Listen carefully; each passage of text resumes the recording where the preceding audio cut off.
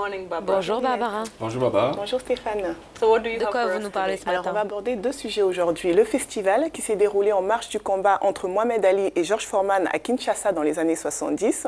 Mais d'abord, on va s'intéresser au rite de passage à l'âge adulte. La transition entre l'enfance et l'âge adulte est une étape importante pour beaucoup de gens. Et sur le continent africain, cette transition, elle est marquée par des rites et des cérémonies qui varient selon les ethnies. Alors aujourd'hui, avec la modernisation des sociétés africaines et l'importance qu'ont pris les religions catholiques et musulmanes, ces pratiques traditionnelles ont quasiment disparu. Pour les retrouver, il faut se rendre dans l'Afrique profonde, au fin fond des villages et encore. Alors grosso modo, comment se passe un rite de passage? On va prendre l'exemple d'un jeune garçon. Le cycle rituel commence généralement par une circoncision.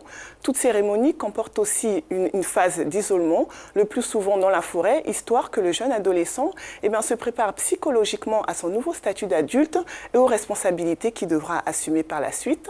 Il y a aussi parfois une étape culminante, le plus souvent un test de bravoure. Chez les guerriers Maasai, par exemple, il faut chasser un lion.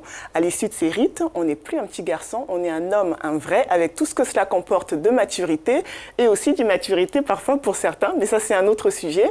Alors, pour illustrer tout ça, on va prendre l'exemple d'une pratique qui se fait encore au Kenya et qui permet de devenir un guerrier Maasai. C'est un processus en plusieurs étapes et qui se déroule sur plusieurs années. Regardez quelques moments forts d'une de ces cérémonies.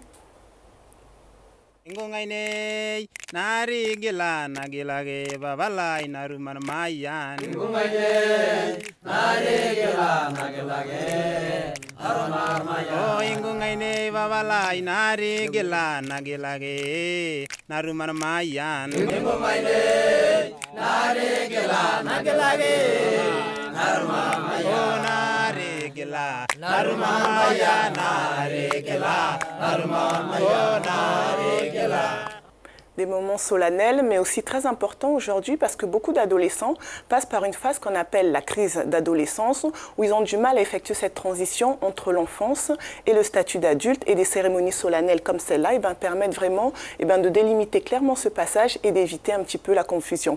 Alors on passe à un tout autre sujet maintenant. Dans quelques jours, c'est une séquence rétro, dans quelques jours, ce sera le premier anniversaire de la mort du célèbre boxeur Mohamed Ali, et à cette occasion, je voudrais qu'on s'arrête un petit peu sur le combat qu'il a opposé à George Foreman dans les années 70 à Kinshasa en RDC. Alors pendant quelques jours, une véritable frénésie médiatique s'est emparée de Kinshasa, Kinlabel comme on la surnomme. Des milliers de personnes ont supporté Mohamed Ali en criant Ali Bomaye, Ali tue-le. À l'occasion de ce match de boxe, un festival, Zaïre 74, s'est tenu à Kinshasa avec des stars internationales comme B.B. King, James Brown ou encore Celia Cruz, mais aussi des grands noms de la musique africaine comme Myriam Makeba ou encore Franco et le TP OK Jazz.